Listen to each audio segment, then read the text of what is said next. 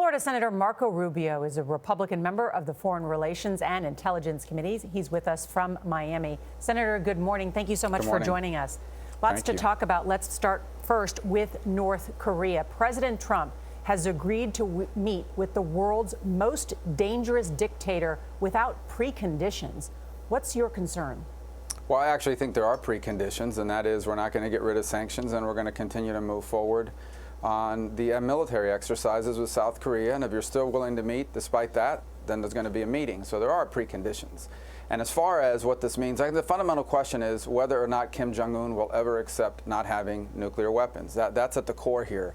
Because if he's not willing to give up nuclear weapons and the ability to strike the United States, then my sense is that this is basically an effort to undermine international sanctions by saying, look, I'm willing to meet, but in those meetings he makes requests that we can never accept, like, for example, the U.S. leaving South Korea and all of our troops leaving our alliance there. He knows those conditions will never be met, and then he can turn to the international community and say, look, I tried, I'm a reasonable person, but Donald Trump and the Americans are unreasonable, in order to undermine international sanctions and also to undermine sort of international support for a preemptive military action. So, but is it clear to you that the North Koreans have agreed to freeze their capabilities before Trump sits face to face with him? Well, I think that's kind of a misnomer, because I think in their mind, that's the other possibility, is that they've already decided that they have a capability. They are now confident that they have gone far enough in their nuclear program that they can enter negotiations from a position of strength. I've always believed that once they believe they could strike the United States or threaten to strike us, that they can then enter these negotiations on equal footing.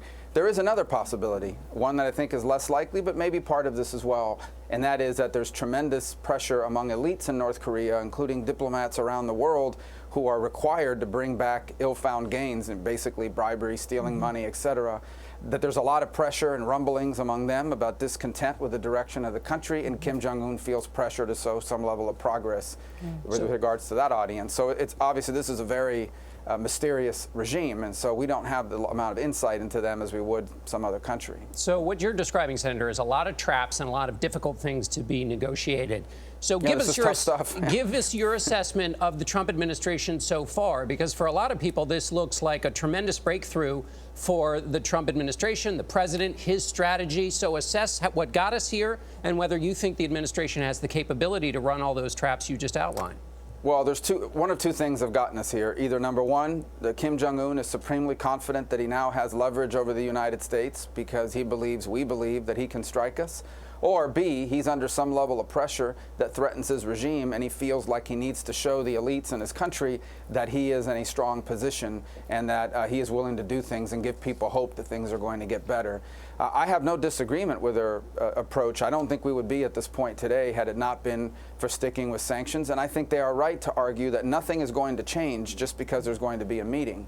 But so I think their pressure has certainly brought us to this point, one way or another, whether it's because of internal pressure in North Korea among elites, or whether it's because Kim Jong Un now feels that he has no choice but to engage, and that but he's comfortable in engaging because he has nuclear weapons that he thinks he can threaten the U.S. with. Senator, let me turn to domestic issues, specifically one related to your state, and that is gun legislation. I know that you met with a survivor, a student from Stoneman Douglas yesterday, and we're reminded, of course, of your town hall a month ago with those students, where you made news by saying that you would be open to raising the age of someone who can buy a rifle from 18 to 21. You also said that you would consider limiting magazine size and capacity. Have you made up your mind on where you stand on those issues? Well, to be clear, I said on semi-automatic rifles. I think bolt-action hunting rifles and shotguns and things of that nature is not what we're talking about. The state of Florida has actually done that, and I am willing to support something that does that. On the magazine capacity, it's a new issue for me in terms of considering it. There's a lot of complexity there about what the right size should be and so forth, so we're working through that. But here's been my approach.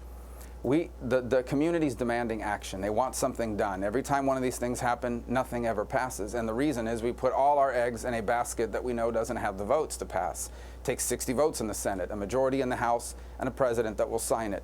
So what I have focused on as phase one of this effort is things that we can get passed that have broad bipartisan support. Stop School Violence Act by Orrin Hatch, Try and Lie by Pat Toomey and Chris Coons. the Fix NICS bill.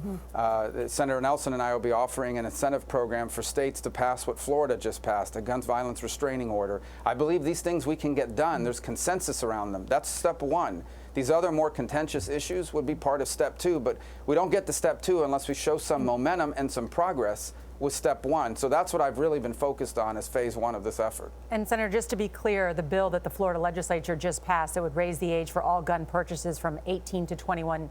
Yes or no, you support that?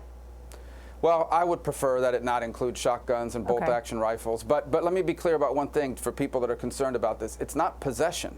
So you can be 19 years old and use your father's rifle to go hunting. You just can't be the owner. You can't go in and buy it yourself. So that's an important distinction for those out there that are concerned about that. And we're running out of time, but do you expect the governor to sign that bill that the Florida legislature passed? I do. Okay. I believe he'll sign it today. Senator Rubio, thank you so much for joining us this morning. Thank you.